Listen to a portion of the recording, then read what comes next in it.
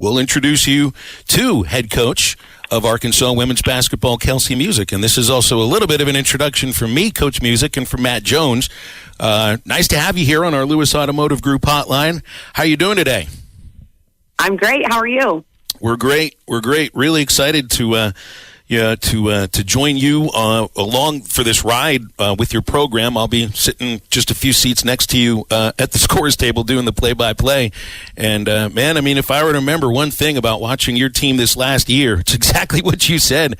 Your team played with a lot of passion when they beat the Razorbacks at Bud Walton Arena this year, and it certainly appears that you arrived on Hunter Yurichek's radar that day, too. That was a big day, but it was also a long time ago, and it must feel a little surreal today now to be the coach of the Razorbacks. Definitely surreal. We played here, like you said, back in the fall, but to be able to be sitting here, to be on campus as the new head coach, it's surreal, and it's a blessing, and just filled with a lot of excitement. Coach Matt Jones here. Congratulations and welcome to the family. How long did the process take from whoever, if it's your agent, his agent, the phone call, how long did the total process take to becoming the head women's basketball coach? It was actually a very quick process. I'm assuming my agent had conversations prior to, but once it really got going, it was about maybe a week. It was really quick, so didn't take too much time. But like I said, I know my agent probably had some conversations prior to that at some point. So I mean, it's been a huge few days. Obviously, I mean, you've said goodbye to one program and the people around it. You've joined another program and been introduced. I saw outstanding photos yesterday from the press conference. So, I mean, I don't know which day you would say is the first day on the job, if it's when you get introduced, or is it today? And then what are the steps you plan on taking today?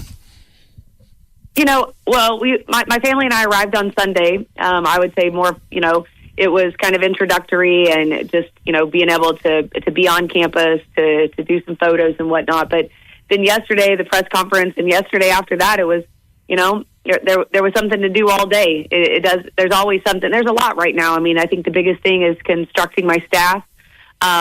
It is spring break, so that does make it difficult to talk to the players that are on the current roster, and making sure we figure out the retainment of those players potentially.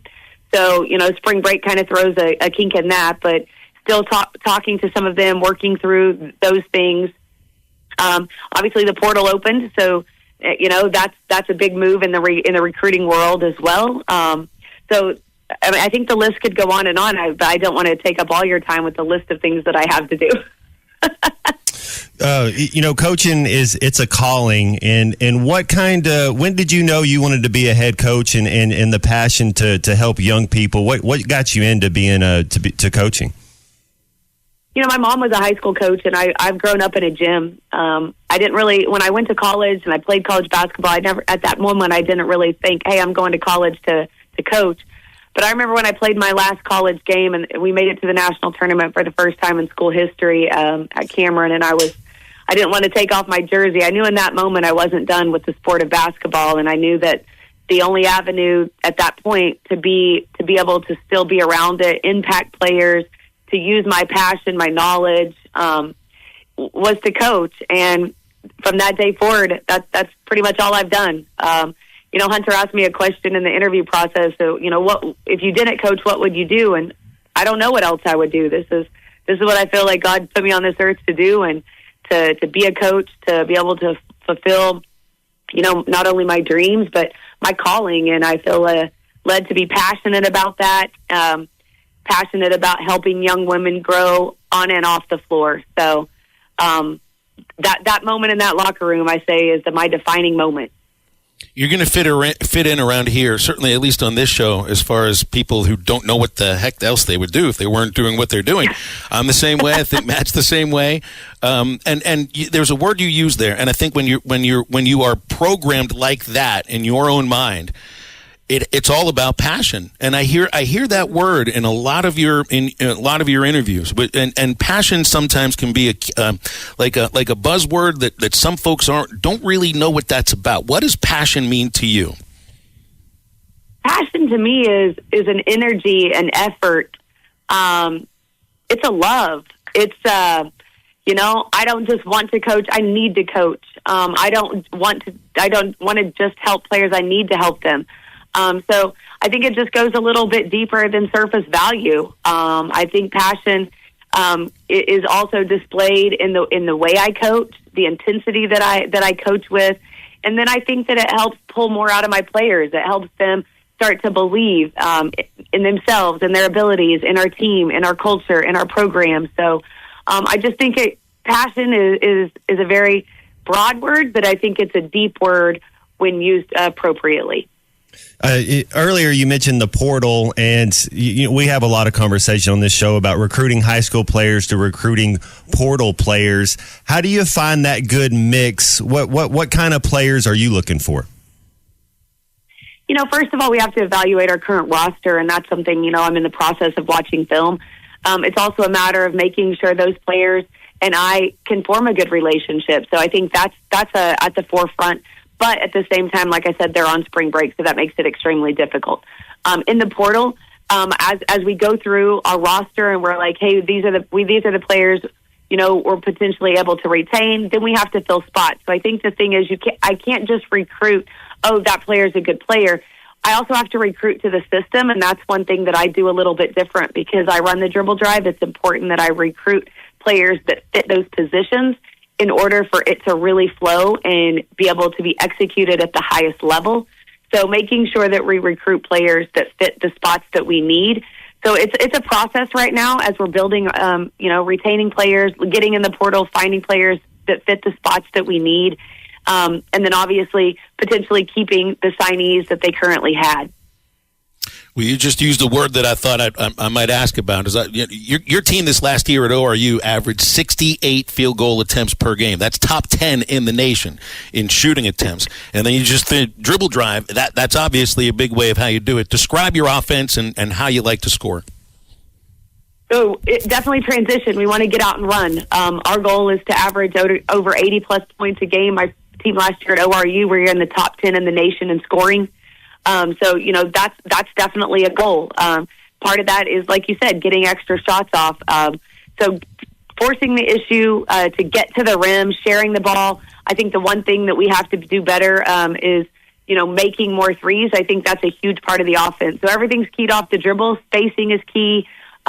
Making sure that you have proper space as you're attacking the rim, and then as soon as we dribble, then that's going to keep movement from their teammates so they know where to be. The other thing with this offense is, we want to share the responsibilities of scoring.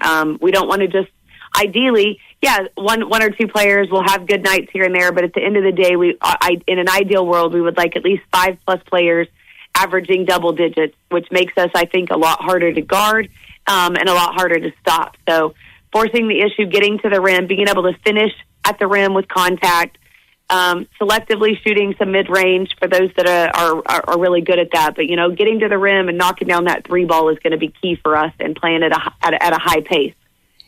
It also wouldn't be fair to just talk offense. What are the things that you adhere to defensively for your teams?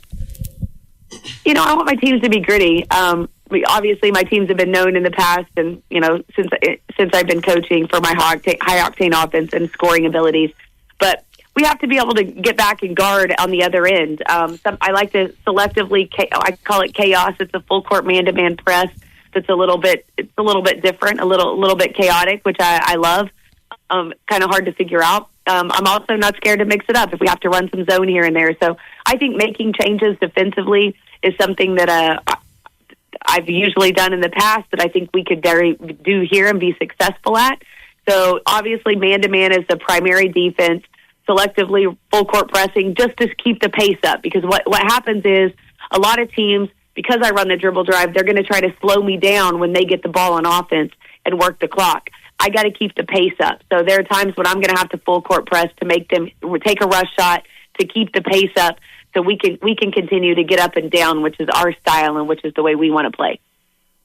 Matt, sounds like I better have my head on a swivel. Woo pig, let's go. It sounds really exciting. I mean, I'll just work on some neck exercises, Coach Musick, because my head might be going back and forth.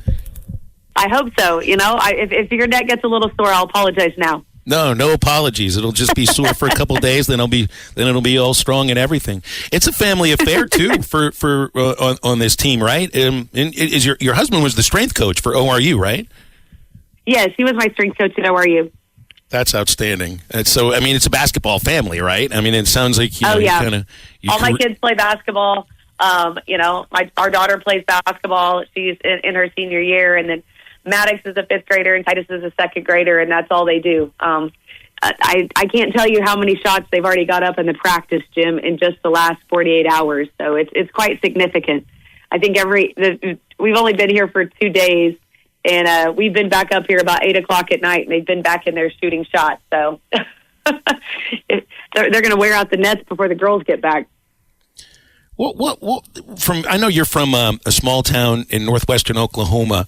That's not quite in the shadow of the Razorbacks, but it's not very far from Arkansas in the grand scheme of it. Just like your impressions as someone from Oklahoma of Arkansas basketball and how you fit into that here.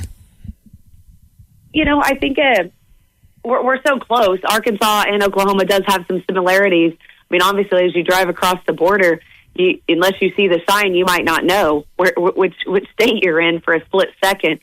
So I think there are a lot of familiarities. I think that I do like the fact that it is still close to my hometown. It's within a driving distance, obviously a little further than Tulsa. But, Arkansas has always been known for high-quality programs in most all of their sports. And definitely I remember it just growing up in women's basketball. They've had some really good teams, so I expect that tradition to continue. I love the fact that they also have football. There's all these other sports that are so big time as well. The men's basketball team is doing so well right now, so it's just an honor and a blessing to be able to be the women's basketball coach here. Just to close on a thought of just the league that you'll be coming into to coach, and I know you beat a couple of SEC teams this last year at ORU and Mizzou and Arkansas. It's a really tough league. You obviously know that. The SEC this year is making up a whole bunch of teams that are in the Sweet 16 just in women's basketball alone. That's a challenge, but it's a challenge that anybody in your shoes would just be relishing. Absolutely, a huge challenge.